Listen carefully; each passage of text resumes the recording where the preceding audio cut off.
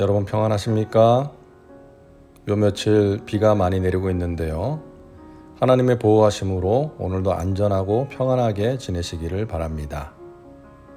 오늘 말씀은 고린도전서 4장입니다. 바울은 앞장에서 자신과 아볼로를 포함한 교회의 지도자는 모두가 하나님의 일꾼이요 동역자라고 했습니다. 그러므로 자신들이 추종하는 지도자를 따라서 팔을 나누는 것을 멈춰야 하며 지도자들을 평가하거나 비교하는 일도 멈춰야 한다고 말합니다. 사람이 마땅히 우리를 그리스도의 일꾼이요 하나님의 비밀을 맡은 자로 여길지어다. 여기서 일꾼은 조력자, 도우미를 뜻합니다. 사도와 교회 지도자들은 하나님이 하시는 일을 옆에서 돕는 일꾼이라는 것이죠.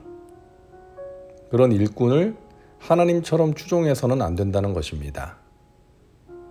특별한 능력을 행하는 사람을 하나님처럼 받들어서는 안 되고 그 사람을 통해 역사하시는 하나님만을 높이고 경배해야 하는 것입니다.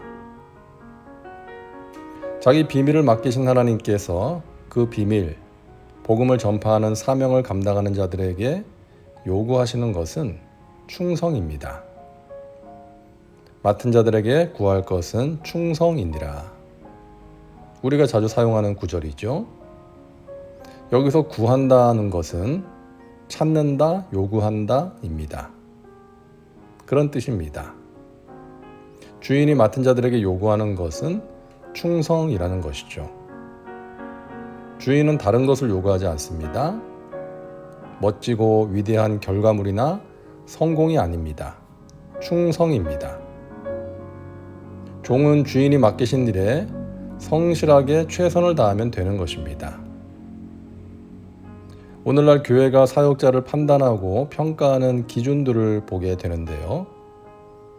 어떤 전도 실적이나 교세의 증가, 또 헌금, 인원 동원 이런 것들이 주의 종들을 평가하는 기준이 되는 것을 보게 됩니다.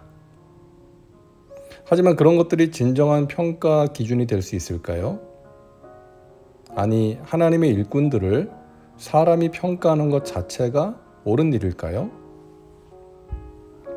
바울은 말합니다. 너희에게나 다른 사람에게나 판단받는 것이 내게는 매우 작은 일이라.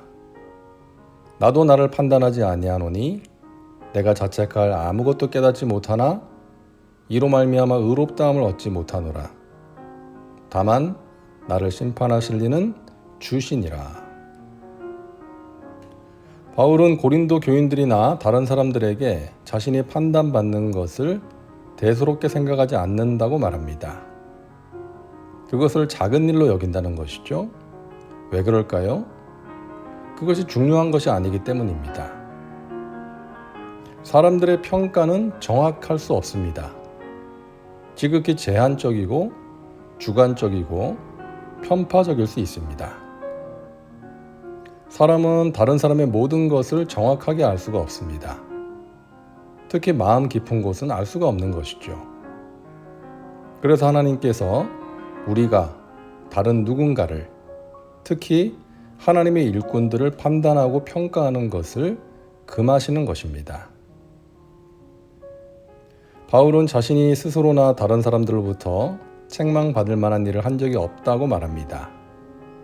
그러나 그것으로 자신의 의롭다함을 얻는 것이 아니며 자신의 의로움을 판단하실 분, 자신을 심판하실 분은 오직 하나님이라고 말합니다.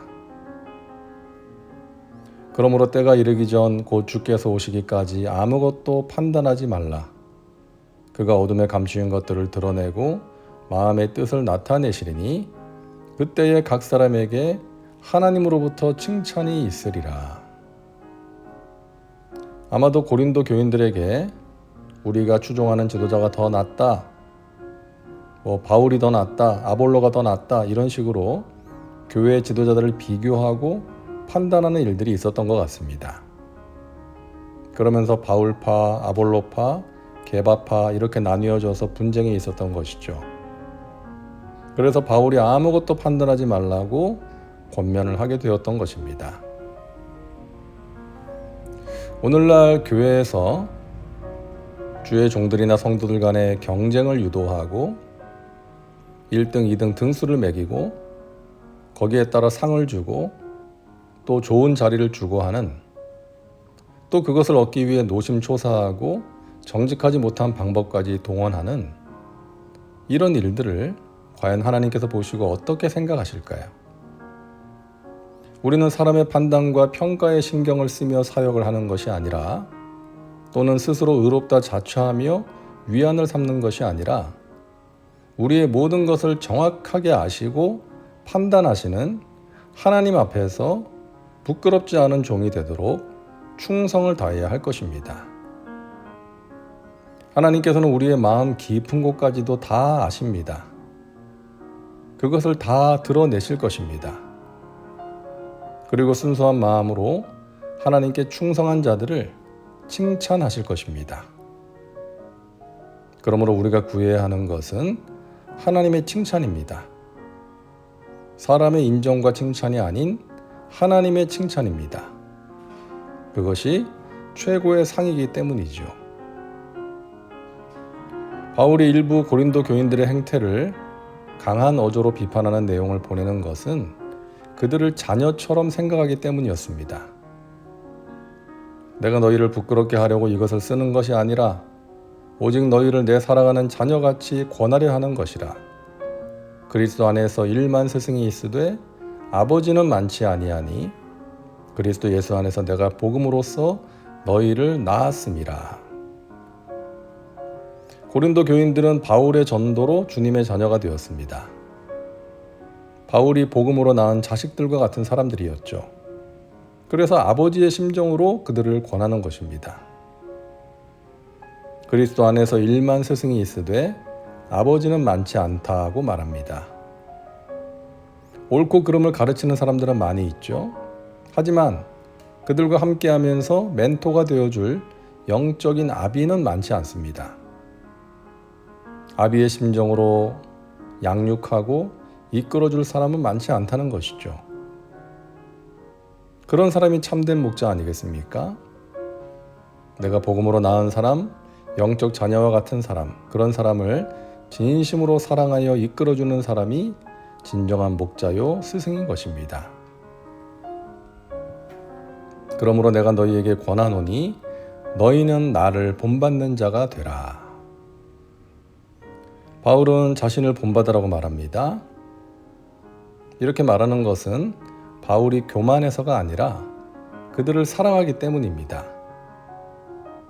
자식은 부모의 뒷모습을 보고 배운다는 말이 있죠.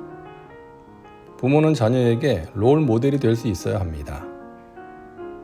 그래서 바울은 고린도 교인들에게 오직 복음을 따르고 복음을 위해 헌신하는 자신을 본받으라고 말할 수 있었던 것이죠.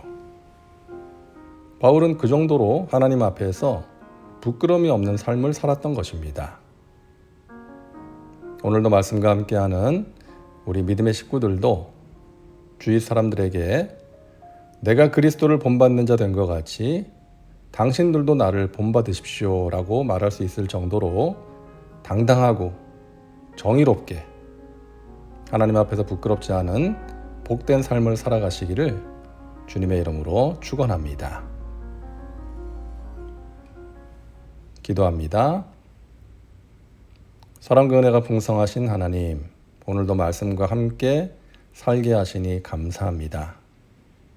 우리가 하나님의 비밀을 맡은 일꾼들로서 하나님께 부끄럽지 않은 충성된 일꾼들 되게 하옵소서. 서로를 판단하고 평가하는 일을 멈추게 하시고 사람들을 바른 길로 인도하는 영적 아비의 사명을 온전히 감당하게 하옵소서. 우리를 통해 복음을 듣고 구원을 받고 영원한 생명을 얻고 그리스도를 본받는 자들이 있게 하여 주시옵소서. 예수님의 이름으로 기도하옵나이다. 아멘. 오늘도 말씀과 함께 은혜 가운데 거하시기 바랍니다. 여러분 사랑하고 축복합니다.